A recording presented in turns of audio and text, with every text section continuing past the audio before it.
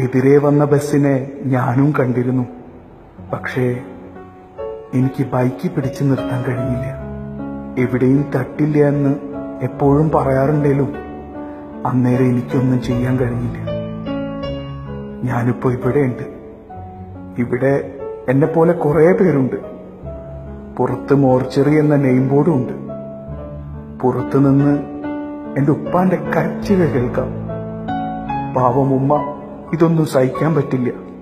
കൂട്ടുകാരുണ്ടല്ലോ, ഡാ നിങ്ങൾ ബൈക്ക് ഓടിക്കുമ്പോ ശ്രദ്ധിക്കണം, ഭയങ്കര വേദനയാടാ, മരണവേദന. എന്റെ ഉമ്മ, എന്റെ ഉപ്പ, പെങ്ങള്, അവളിനി ആരാ ബീച്ചിൽ കൊണ്ടുപോവാ? ഉപ്പ ഇന്നലെയും കൂടെ പറഞ്ഞതാ, എനിക്ക് വയസ്സായി, ഇനി നീയാണ് കുടുംബം നോക്കേണ്ടതെന്ന്. യാ അല്ലാ, എനിക്ക് ജീവിച്ച് കൊതി തീർന്നിട്ടില്ല.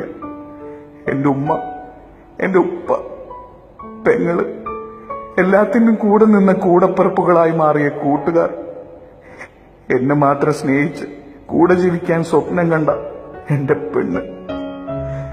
ഒരു പക്ഷെ ഞാൻ സ്പീഡ് കുറച്ചിരുന്നേ. എനിക്കൊന്ന് എഴുന്നേൽക്കണം, എന്റെ ചെങ്ങാതിമാരോട് പറയണം, ഡാ ശ്രദ്ധിച്ചോടിക്കണം, സ്പീഡ് കുറയ്ക്കണം. 5 മിനിറ്റ് സേവ് ചെയ്യാൻ കാണിക്കുന്ന പരാക്രമമുണ്ടല്ലോ, വേണ്ടടാ മരണവേദന. അതുണ്ടല്ലോ, ശ്രദ്ധിക്കണം.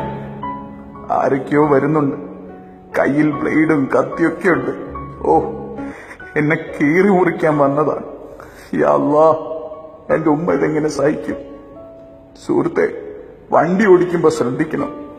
നമ്മയും കാത്ത് ഒരുപാട് പേര് നിൽക്കുന്നുണ്ടെന്ന ബോധം ഉണ്ടാവണം. ഞാൻ മരിച്ചു, അടുത്തത് ചിലപ്പോ നീയാവാം.